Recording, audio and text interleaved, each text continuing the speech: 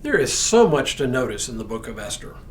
The ironies, the reversals of fortune, even the bits of dark humor scattered throughout. But the very last line in the book bears noticing perhaps above all else. Hello, I'm Stuart Baskin, pastor of First Presbyterian Church of Tyler, Texas. The story in the Book of Esther begins with the unlikely elevation of Esther, a Jew, to be queen of the Persian Empire.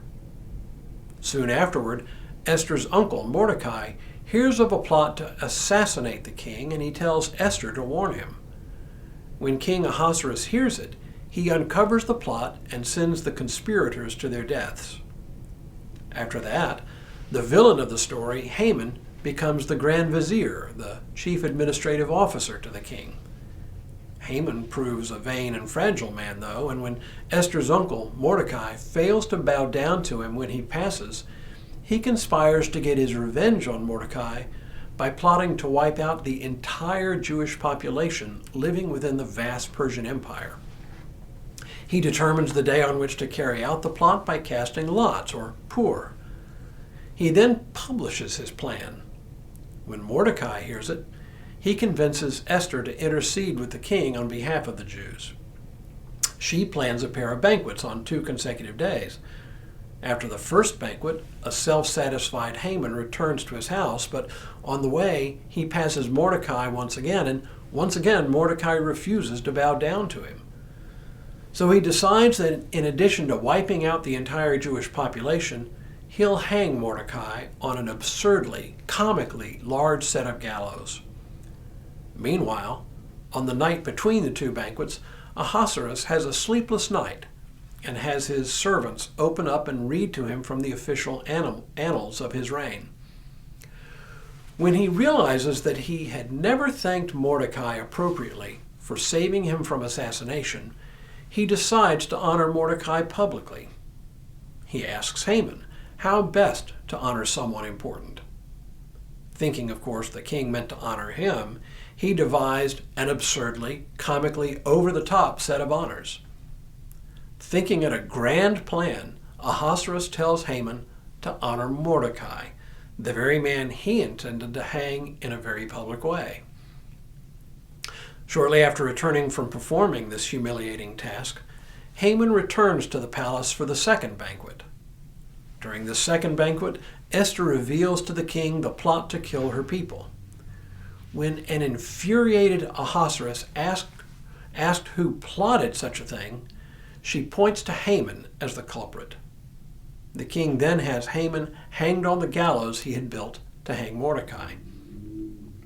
Ahasuerus then gives Esther Haman's house, and he gives Mordecai Haman's office.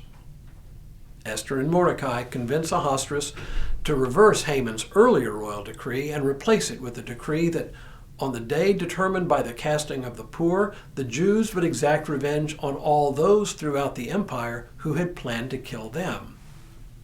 Finally, after the deed is done, Mordecai proclaims a celebration, named after the pur that had been cast. Now the writer completes the story with this important postscript. King Ahasuerus laid tribute on the land and on the islands of the sea. All the acts of his power and might, and the full account of the high honor of Mordecai to which the king advanced him, are they not written in the annals of the kings of Media and Persia? For Mordecai the Jew was next in rank to King Ahasuerus, and he was powerful among the Jews and popular with many of his kindred, for he sought the good of his people and interceded for the welfare of all his descendants. It would be easy to get lost in the fact that Mordecai, as a Jew, has now become the second most important official in the entire empire. It's sort of the cherry on the top of the entire reversal of fortune sundae. But it is the last sentence that is most important of all. He sought the good of his people and interceded for the welfare of all his descendants. The other day I mentioned the notion of presentism, in its sense of present-day folks making moral judgments on historical figures based on modern-day moral sensibilities. But there is another sense of the term presentism, and that is the idea that people in the present tend to live without much care for those generations yet to be born. Whether it is leaving future generations with national debt or with environmental catastrophes or by depleting finite resources, forcing future generations to fashion new solutions. It is presentism. The opposite of presentism in this sense is sometimes called long-termism. That is exactly what Mordecai practiced. It is securing the salvation of the future generation, says the writer. He in effect guarantees the very existence of all future generations, generations who would never have lived had all the Jews living in the Persian Empire been exterminated.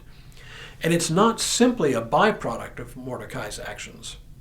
For the writer of Esther, Mordecai actively interceded on behalf of future generations. What a concept, no? We could do worse in our generation than take a page from Mordecai, from the Book of Esther, and let future generations matter to us and have an impact on the decisions we make today. But for now, may God continue to bless you and keep you in all that you do, this day and in all the days ahead.